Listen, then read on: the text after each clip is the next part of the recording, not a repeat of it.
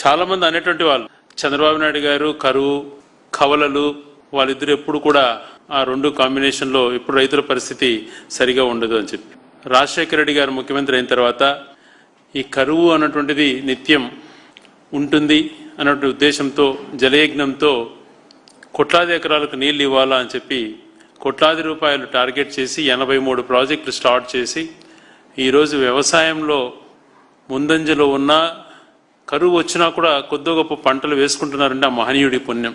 పోలవరం దగ్గర నుంచి అనేక ప్రాజెక్టులు రాజశేఖర రెడ్డి గారి ఆలోచన, రాజశేఖర రెడ్డి గారి పుణ్యం. చంద్రబాబు నాయుడు గారికి సంకుచిత మనస్తత్వం అనో ఇంకోటో అనాలో కానీ నాకు ఏ పదం వాడాలో అర్థం కావటం లేదు. కానీ ఉన్నటువంటి నీటిని సరైన రీతిలో ఇచ్చి కరువుతో అల్లాడుతున్న ప్రజలను ఆదుకోవాలన్నటువంటి ఆలోచన ఏమాత్రము లేకపోగా ఎలినో అనేటువంటిది వస్తుంది.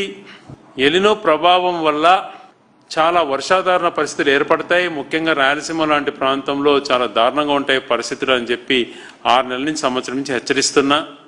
ముందస్తు ప్రణాళిక రూపొందించుకోకుండా ఎలినో అదేదో ఇంకొక రకంగా తనను వాడుకోవాలి. ఎప్పుడో ఒక మాట అంటుంటాడు, కష్టాలలోనే అవకాశాలు ఎత్తుక్కొని ప్రజలు దాంట్లో మనం దూరిపోవాలన్నటువంటి మాట తను ఎప్పుడు అంటుంటాడు. ఆ ఎలినోను కూడా తను పబ్లిసిటీకి వాడుకోవాలనే ఉద్దేశంతో ఆ పదం వాడుతూ చెప్తున్నాడు. కానీ ఇది ఒక కంటింజెన్సీ ప్లాన్ అటువంటిది చెయ్యాలి. ఆ పరిస్థితులు వచ్చినప్పుడు ఏ రకంగా రైతులకు అండగా నిలబడాలి అటువంటి ఒక్క ప్లాన్ కూడా చేయకపోవడం చాలా దురదృష్టకరం. మరొక పక్కన ఎన్నో పరిస్థితులు ఉన్నా కూడా పూర్తిగా రిజర్వాయర్లకు నీళ్లు రావు పరిస్థితులు అనుకున్నాం. కానీ అదృష్టం కొద్దో ఇంకొకటో వెస్టర్న్ ఘాట్స్లో కురిసినటువంటి కొంత వర్షపాతం వలన శ్రీశైలంకు మంచి నీళ్ళే వచ్చాయి, బాగానే వచ్చాయి. ఆల్మట్టి పూర్తిగా నిండింది. మరొక పక్కన ఆల్మట్టి ఈ రోజా రేపా అన్నటువంటిది దాన్ని కూడా ఇంకొక 100 టీఎంసీలకు పెంచాలన్నటువంటి ఆలోచన కర్ణాటక ప్రభుత్వం చేస్తుంటే కనీసం దాన్ని మాట వరుసకైనా మాట్లాడడంలే. నారాయణపూర్ జూరాల నుండి శ్రీశైలంకు ఒక రకమైనటువంటి నీళ్లు వచ్చినాయి. దాదాపుగా 215 టీఎంసీలు పూర్తి సామర్థ్యం ఉన్నటువంటి శ్రీశైలంలో 190 టీఎంసీల వరకు వచ్చినప్పుడు ఆ ప్రాజెక్ట్ని నిల్వ చేసి ఆ నీటిని నిల్వ చేసి రిజర్వాయర్లన్నీ కూడా నింపుకున్న తర్వాత మిగిలినటువంటి ప్రాధాన్యతని ఇవ్వాలన్నటువంటి ఆలోచన చేయనటువంటి వ్యక్తి చంద్రబాబు నాయుడు గారు. ఒక పక్కన ఇటువంటి పరిస్థితులు వస్తాయన్నటువంటి ఆలోచనతో జూరాల నుంచి తర్వాత ఈ నెట్టెంపాడు ఇవన్నీ ప్రాజెక్టుల ద్వారా తెలంగాణ పవర్ జనరేషన్ వల్ల నీటిని అన్నింటినీ వృధా చేస్తుంది. అటువంటి పరిస్థితులలో ఈ రాయలసీమ లిఫ్ట్ అనేటువంటిది ఉంటే బాగుంటుంది అని చెప్పి దాన్ని సంకల్పించి పూర్తి జరిగేటువంటి సమయంలో అధికారులకు వచ్చి దాన్ని పూర్తిగా వద్దు అని చెప్పి వినవద్దు అని కాదు, పక్క రాష్ట్ర ముఖ్యమంత్రి అడిగాడనే ఉద్దేశంతో ఆయన కోసం అక్కడ రాజకీయ ప్రయోజనాల కోసం రాయలసీమ ప్రజలపైన ఎప్పుడు ద్వేషించే ఈ వ్యక్తి ఆ ప్రాజెక్టును పక్కన పెట్టాడు. ఇప్పుడు ఇట్లాంటి సమయంలో ఆ ప్రాజెక్టు ఉంటే ఎంత ఉపయోగకరంగా ఉండదో ఒక్కసారి ఆలోచన చేయమంటున్నా. పోనీ మనకు తెలుసు 854 అడుగులకు వరకు రానప్పుడు ఆ ప్రాజెక్టు బాగా ఉపయోగపడుతుంది. 854 అడుగులు వచ్చినప్పుడు పోతిరెడ్డిపాడు ద్వారా కొంచెం బాగా తీసుకోవచ్చు అని అనుకుంటే 870 అడుగులకు చేరినా కూడా ఇప్పటికి 8000 మాత్రమే పోతిరెడ్డిపాడు ద్వారా రిలీజ్ చేస్తున్నాడు నీరు. ఏమన్నా చెప్పండి పెద్ద మనిషిని. అవతలేమో తెలంగాణ ప్రభుత్వం జూరాల నుంచి విపరీతంగా లిఫ్ట్ చేస్తుంది. కోయల్ సాగర్, నెట్టెంపాడు, భీమా ప్రాజెక్టులకు దాదాపుగా 3 టీఎంసీలు తీసుకుపోతున్నారు. పాలమూరు రంగారెడ్డికి తోడేస్తున్నారు. మరొక పక్కన దాదాపుగా 40,000 క్యూసెక్కుల పైనతో పవర్ జనరేషన్ స్టార్ట్ చేశారు. నీరు వృధాగా పోతున్నాయి.